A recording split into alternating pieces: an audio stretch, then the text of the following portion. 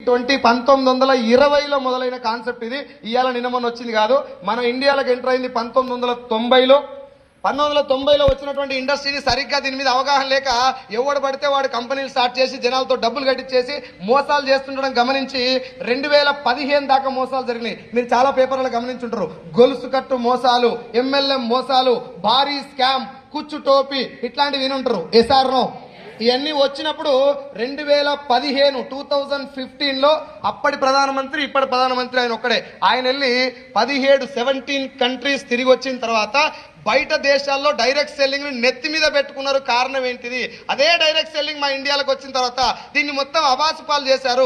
ఎవడు పట్టించుకోవట్లేదు. దీంట్లో మోసాలే ఎక్కువ జరుగుతున్నాయి. జనాలు ఎక్కువ మంది మోసపోవడానికి కారణం ఏంటిది? ఒకవేళ ఇండస్ట్రీయే మోసపూరితమైన ఇండస్ట్రీ అయితే దీన్ని వేరే దేశాలు నెత్తి మీద పెట్టుకోవు. దాని ఒరిజినల్ కాన్సెప్ట్ ఏందో నాకు తెలవాలా. ఈ 17 కంట్రీస్ తిరిగిన తర్వాత ఏ ఒక్క కంట్రీలో కూడా డైరెక్ట్ సెల్లింగ్ లైట్ తీసుకుంటలేదు సార్. వాళ్ళందరూ నెత్తి మీద పెట్టుకుని మీకు దీనికి అన్నిటికీ ప్రూఫ్స్ కనబడతాయి. గూగుల్లో చెక్ చేసుకోండి. మనం అందరం పెద్ద దేశంగా అగ్రదేశంగా భావించేటటువంటి అమెరికాలో కూడా 32 కోట్ల జనాభా 2,12,000 కోట్ల టర్నోవర్ తోటి దుమ్ము దులుపుతున్నారు డైరెక్ట్ సెల్లింగ్. అక్కడ కేవలం 30,000 జనాభా, కేవలం 3 కోట్ల జనాభా, 30,000 కాదు 3 కోట్ల జనాభా. అంటే తెలంగాణలో సగం జనాభా ఉన్నటువంటి మలేషియా దేశం, Telangana state, Malaysia is a country. ఆ మలేషియా దేశంలో 3 కోట్ల జనాభా ఉన్న వాళ్ళు కూడా 30,000 కోట్ల టర్నోవర్ చేస్తున్నారు డైరెక్ట్ సెల్లింగ్.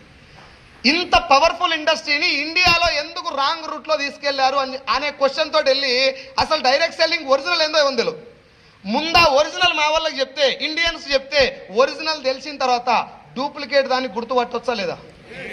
ఏ సార్ నో. ఇంకొక క్వశ్చన్ అడుగుతా. ఈ ఇండస్ట్రీలో ఫేక్ ఉన్నాయని ఇప్పుడు నేను చెప్పినా మీకు కూడా తెలుసా లేదా? సార్ మాట్లాడాలి. మీరు మాట్లాడలేదంటే నేను చెప్పింది ఒప్పుకోవట్లేదని అర్థం. ఫేక్ ఉన్నాయా లేవా? ఉన్నాయా లేవా అన్న? మీరు కూడా క్యాప్. ఏ సార్ నో. ఫేక్ ఉంది, అవునా? ఫేక్ ఎప్పుడు వస్తుంది? ఒరిజినల్ ఉన్నప్పుడు వస్తా, ఒరిజినల్ లేకుండా వస్తా. 500 నోటు దొంగ నోటు ముద్రిస్తారా? 600 నోటు తుగ్లక్కే బచ్చే అంటారు. అరే నీకు ధమాకున్నా 600 note. Where there is a original there is a possibility to bring fake. అంటే ఒరిజినల్ ఒక వ్యవస్థ ఉన్నప్పుడు మాత్రమే దాన్ని ఫేక్ చేయడానికి ఛాన్స్ ఉంటుంది. ఒప్పుకుంటారా? ఏ సార్ నో. ముందు మనకు తెలవాల్సిందంటే అసలు ఒరిజినల్ ఏంటిది, ఏం జరుగుతుంది ఇప్పుడు ఇండియాలో, ఎస్పెషల్లీ తెలంగాణలో, తెలుగు రాష్ట్రాల్లో ఏం జరుగుతుంది అంటే ఎవడన్నా నాలాంటి వాడు వచ్చి అన్న ఒక ఖతర్నాక్ బిజినెస్ ఉంది, ఇగో పలానా ఆయనకి ఇంత ఆయనకి ఇంత ఆయనకి ఇంత వచ్చిందని చెప్పగానే ఫేక్ దొబ్బేరు ఎడికెళ్ళి అని ఎలా కొడుతుంది. నెంబర్ 1. నెంబర్ 2, సేమ్ కండిషన్ అన్న ఇగో ఇంత పైసలు వస్తున్నాయంటే ఈ సంగ వస్తున్నాయిరా నన్ను కూడా వేసుకో కింద, ఇగో మా తమ్ముడు మా చెల్లె మొత్తం వీళ్ళందరూ వేసుకో కింద వేసుకుంటూ పోయిగా ఇంకో మా దోస్తులను కూడా పరిచయం చేస్తా. ఈ 2 డేంజరే. తెలవకుట్ట నిలగొట్టుడు డేంజరే, తెలవకుట్టంలో జాయిన్ అయినా డేంజరే. ఏ సార్ నో. ముందు డైరెక్ట్ సెల్లింగ్ అంటే ఏందో నీకు క్లారిటీ వస్తే, సత్యం సార్ ఇందాక చెప్పిన మీకు మాట, గవర్నమెంట్ డైరెక్ట్ సెల్లింగ్ కు గైడ్ లైన్స్ ఇచ్చింది. 2015లో ఆయన 17 దేశాలు తిరిగి వచ్చి పార్లమెంటు సాక్షిగా 13 పేజీల గైడ్ లైన్స్ ఇచ్చారు. నేను మీకు డేట్ కూడా చెప్తాను, నోట్ చేసుకోండి. 2016 సెప్టెంబర్ 9వ తారీఖు, సెప్టెంబర్ 9వ తారీఖు 2016 న్యూఢిల్లీ కృషి భవన్ లో రామ్ విలాస్ పాస్వాన్ గారి మంత్రి గారి ఆధ్వర్యంలో దీనికి చట్టం గైడ్ లైన్స్ ఇవ్వడం జరిగింది. అక్కడి నుంచి కూడా ఇంకొన్ని కంపెనీలు దీన్ని మళ్ళీ రాంగ్ రూట్ లో తీసుకెళ్తున్నారు, దాన్ని మిస్యూజ్ చేసుకొని గైడ్ లైన్స్ ని ఇంకా పటిష్టం చేయడానికి. డైరెక్ట్ సెల్లింగ్ లో ఫ్యూచర్ ఉంది. చాలా మంది యువత దీని ద్వారా ఉపాధి పొందుతారు. దీంట్లో దమ్ము ఉంది, దీంట్లో పవర్ ఉంది. దీని గనక మనం కొంచెం ఎంకరేజ్ చేస్తే, ఒరిజినల్ దానికి పట్టం కడితే డూప్లికేట్ తోక ముడిస్తే అనే ఉద్దేశంతో మళ్ళీ చెప్తున్నా ఇంకో డేటు 2023 జూన్ 21వ తారీఖు, 2023 జూన్ 21వ తారీఖు. డెస్క్టాప్ మీద ఉంది సత్యం సార్, ఒకసారి డెస్క్టాప్ మీద చూడు. డెస్క్టాప్ మీద ఉంది. భారత్ భారత్ జర్ర పైకర్ గెజిట్ ఆఫ్ ఇండియా. దేని గురించి? కొంచెం పైకర్ డేట్ చూడండి సార్ ఒకసారి. 1 మినిట్ డేట్ చూడండి. ఎంత ఇది సార్? కనిపిస్తుందా? కొంచెం కొంచెం జూమ్ చేయదండి. అక్కడ అక్కడ రైట్ సైడ్ నుంచి పైన పైన పైన పైన ప్లస్ చూడు సత్య. ఇక్కడ ఇక్కడ కొంచెం జూమ్ చేయి సార్. డేట్ కనిపిస్తుందా? జర హిందీ మనకి ఇంకా పొల్లు వస్తుంది, ఇంగ్లీష్ కొంచెం ట్రై చేద్దాం. పైకి మా హిందీ టీచర్లకు ఇంగ్లీష్ రాదు సార్, అందుకే నాకు నేర్పేయలేదు. పైకన్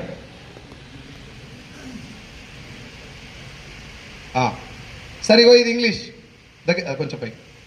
ఇగో కొంచెం జూమ్ చేయి సత్య, జస్ట్ జూమ్ చేయి. జూమ్ చేయండి.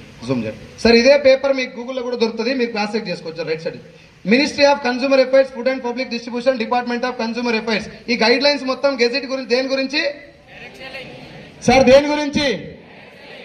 ఇది రీసెంట్ గా వచ్చినటువంటి ఒక చట్టబద్ధత కల్పించడానికి ఇచ్చినటువంటి గెజెట్. రైట్. సో ఇప్పుడు నేను చెప్పేది ఏంటంటే, గవర్నమెంట్ గెజెట్ ఇచ్చిందంటే, రూల్స్ పెట్టిందంటే చేయమన్నట్ట వద్దన్నట్ట? ఇంకొకసారి మీరు కాదు, చేయమన్నారంటే మంచిదన్నట్ట, మందిని ముంచేదన్నట్ట? అయినా కూడా మంచిది ఎందుకో చెప్పినాకనే అది ఒప్పుకోండి. మీరు ఈ చట్టాలు లాసు అందరికీ తెలియదు, కానీ కొంచెం కామన్ సెన్స్ తోటి ఇలా మోసం ఉందా లేదా తెలుస్తా లేదు సార్? ఏ సార్ నో? అది ఒక్కసారి తెలుసుకుందాం. జస్ట్ తెలంగాణ భాషలో మాట్లాడుకుందాం. ఒక్క 2 నిమిషాలు. రెడీయా సార్? ఇప్పుడు కన్స్యూమర్ అఫైర్స్ అంటే మనం వాడేటటువంటి ప్రొడక్ట్స్ గురించి సంబంధించినటువంటి ఇండస్ట్రీ. ఇది ఏమంటారు? కన్స్యూమర్ ఎంపవర్మెంట్ బిజినెస్ అంటారు దీన్ని మామూలుగా. ఏంటి బిజినెస్, ఎందుకు దీన్ని చట్టం చేసేంత సీరియస్ గా తీసుకురో మనకు తెలిస్తే ఈ ఇండస్ట్రీ గురించి అర్థమైంది. సార్ మీ ఇంట్లో సబ్బు, Surf, shampoo, paste, hair oil, cooking oil, floor cleaner, toilet cleaner, బట్టలు ఉతికేది, అంటు తోమేది, టీ పౌడర్, కాఫీ పౌడర్, ఇప్పుడు నేను చెప్పిన ప్రొడక్ట్లు వాడుతారా లేదా? ఎప్పటిదాకా వాడాలి? ఎప్పటి నుంచి వాడతారు? మనిషి పుట్టిన గాడికెళ్ళి సచ్చిన దాకా గ్యారంటీగా వాడాలి, నో డౌట్. Yes or no? ఇంపార్టెంటా కదా ఇవి? ఎందుకు ఇంపార్టెంట్ సార్? ఖచ్చితంగా వాడాల్సినవి కాబట్టి ఇంపార్టెంటా? లేదు అంటే ఒక వంట నూనె నీ గుండె ఆరోగ్యాన్ని డిసైడ్ చేస్తుంది. Yes or no? వంట నూనె నీ గుండె ఆరోగ్యాన్ని డిసైడ్ చేస్తుంది. నెత్తి మీద ఎంటికలు ఉండాలా ఊసిపోవాలా వంట నూనె డిసైడ్ చేస్తుంది. బాడీలో క్యాన్సర్ కణాల ఉత్పత్తిని వంట నూనె డిసైడ్ చేస్తుంది. ఆఖరికి మన ఇంట్లో ఆడపిల్లలు ఏ వయసుకు పెద్ద మనిషి అవ్వాలనేది కూడా వంట నూనె మీద డిపెండ్ అయి ఉంటుంది. Yes or no? మరి నేను చెప్పిన కొన్నే సార్, ఇంకా చాలా రకాల రోగాలు వంట నూనెతో వస్తాయి. మరి ఒక్క వంట నూనెతో ఇన్ని రకాల రోగాలు వచ్చినా నూనె మంచిది వాడుకోవాలా? ఏది దొరికితే అది వాడచ్చా? ఆ మంచిది ఎవరు చెప్పాలి? ఆల్రెడీ వాడినోడు చెప్తే కరెక్టా? వాసన కూడా చూడనోడు చెప్తే కరెక్టా? ఇప్పుడు మనం ఒక్క పూట తాగే కళ్ళు కూడా తాళ్ళలోకి పోయి తాగినోన్నా ఎంక్వైరీ చేస్తాం, అన్న ఏడ మంచిగా దొరుకుతుందని చెప్పి. ఏ సార్ నో? ఒక్క పూట తాగే కళ్ళు జర్ర గోడవతలు పోతే అయిపోయే కళ్ళు అది ఒకటే పూటకి. కానీ దాన్ని 20 మందిని 4-5 రోజుల నుంచి ఎంక్వైరీ చేస్తారు, ఏడ తాగాలి, ఏడ గట్టిగా దొరుకుతాయి. ఎప్పుడన్నా చచ్చిపోయిందాక వాడేటటువంటి నీ కంప్లీట్ ఆరోగ్యాన్ని డిసైడ్ చేసేటటువంటి వంట నూనెని ఎవరన్నా అడిగినవా? సబ్బు ఎవరన్నా అడిగిరా? పిల్లలు పెద్దోళ్ళు తేడా లేకుండా పేస్ట్ తోటి రుద్దుకుంటారు కదా, పేస్ట్ ఎవరన్నా అడిగిరా? చాయ్ పత్తి ఎవరన్నా అడిగిరా? హెయిర్ షాంపూ, హెయిర్ ఆయిల్ ఎవరన్నా అడిగిరా? అడగలే కానీ షాపుకు పోయి లటక్కన పోయి పుట్టుకుని వేసుకొస్తారు కదా. ఏ సార్ నో? మీరు ఎప్పుడన్నా ఇప్పుడు మీ ఒంటి మీద ఉన్నట్టువే కొన్ని చెక్ చేసుకోండి. ఈ మెడకేసుకున్న చైన్ చెక్ చేస్తారా? ఉతక పట్టుకొస్తారా? చెక్ చేస్తారు, సెలెక్ట్ చేస్తారు షాప్కి వెళ్ళి. ఏ సార్ నో? ఒకసారి వెళ్ళాడన్నా నువ్వే ఈ క్యాప్ సెలెక్ట్ చేసి ఉంటాడా? అట్టే పట్టుకొచ్చుంటాడా?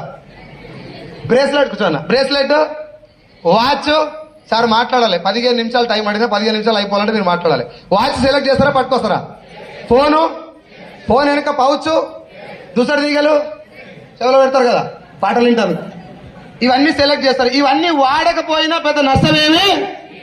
కానీ నూనె వాడకపోతే మన బండి నడవదు. ఖచ్చితంగా వాడాల్సిన ప్రోడక్ట్ మంచిది వాడకపోతే జీవితం జమ్మల మడుగు జాతర అవుతుంది. ఇప్పుడు నూనె సెలెక్ట్ చేయాలన్నా, టిక్లీ బట్టలు సెలెక్ట్ చేయాలన్నా? షాప్కి వెళ్ళి ఏది సెలెక్ట్ చేస్తారు? మరి నూనె సెలెక్ట్ చేస్తారా? స్టిక్కర్లు సెలెక్ట్ చేస్తారు. గంట సేపు షాప్ ఆడి షట్టర్ కిందికేసిందాక సెలెక్ట్ చేస్తారు, అని చుట్టూ వెనక కలిసిపోయేదాకా. వాడు దండం పెడతారు, వద్దమ్మా తల్లి నీకు ఏం కావాలో అది తీసుకొని తొందరగా బయటకు అన్నదాకా సెలెక్ట్ చేస్తారు. నిజం చెప్పండి, స్టిక్కర్ ఇప్పుడు పెడితే గంట గాలికి వచ్చి చూసిపోతుంది. చేశాను మరి గంట కూసిపోయి స్టిక్కర్ సెలెక్ట్ చేయాలన్నా? చచ్చిపోయిందాక వాడాల్సిన వంట నూనె సెలెక్ట్ చేయాలన్నా? స్టిక్కర్ షాప్కి వెళ్ళినాక నీ మైండ్ లో ఏదొస్తుంది కొనవు, ఆడ చూసి సెలెక్ట్ చేస్తారు షాప్కి వెళ్ళినాక. కానీ ఇంటికాడ నీ మైండ్ లోనే ఫిక్స్ అయిపోతావు ఏ నూనె కొనాలని. నీ మైండ్ లో వంట నూనె ఫిక్స్ చేసింది ఎవరు? మీ అత్తమామనా, లేకపోతే మీ ఆయననా, లేకపోతే మీ పూర్వీకులు ఎవరైనా చేసిరా? టీవీలో ఏదొస్తే అది పోతుందా లోపలికి? మాట్లాడాలి సార్. అడ్వర్టైజ్మెంట్ లో ఏదొస్తే అది మీ మైండ్ లోకి పోతుంది. నీ మైండ్ లోకి ఎక్కువ సార్లు పోతే నీకు తెలకుంటే అది మీ ఇంటికి వస్తుంది. ఏ సార్ నో? ఇప్పుడు ఒక మాట చెప్పండి, అడ్వర్టైజ్మెంట్ ఎవరు ఇస్తారు? సెలబ్రిటీస్. హీరోయిన్లు కాకుండా అందరిగా సెలబ్రిటీస్ ఇస్తారు. పైసలు తీసుకోనా పుణ్యానిక? ఎవరివా పైసలు?